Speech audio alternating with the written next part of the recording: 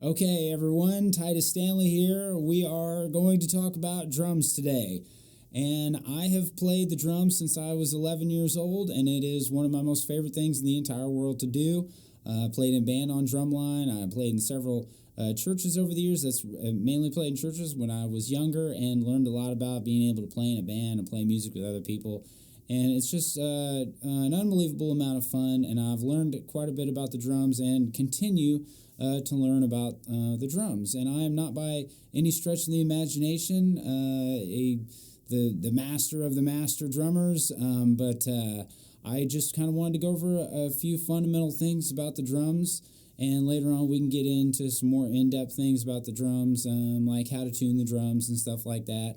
How to kind of assemble a drum kit, what different drums are, made of, and how much they cost, which is I'm sure, one of the big question marks that, everybody wants to know when you're trying to assemble a drum kit, depending on, how much you're able to spend, because drums can quickly get expensive, even the cymbals and the hardware that go with the drum kit. But pushing all that aside, I'm gonna talk about probably my favorite drum, which is the snare drum, and it just so happens that I have one right here with me.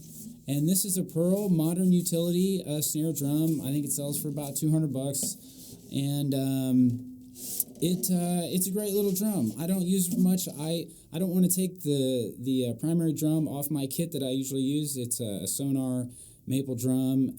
It's a 14x6, which is a pretty standard size.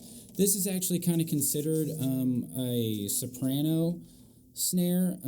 It's a 8x14, so it's 14 inches across the head, and then it has a depth of 8 inches, and it creates some really interesting, very tight, punchy sounds, especially when you put an emperor coated head like this on it. It makes a very, very punchy sound. It's a neat drum.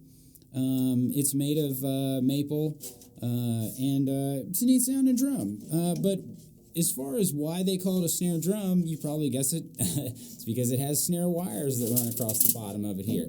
There's about 10 wires, and there's a little lever here that when you push it down, it loosens the wires. So now you just have this sound. It almost sounds like a tom, kind of like that. And then when you take and you tighten the lever up, it tightens those wires there, those snare wires across the bottom of the snare, and you can get more of a snare sound out of it. Kind of some interesting, sound there.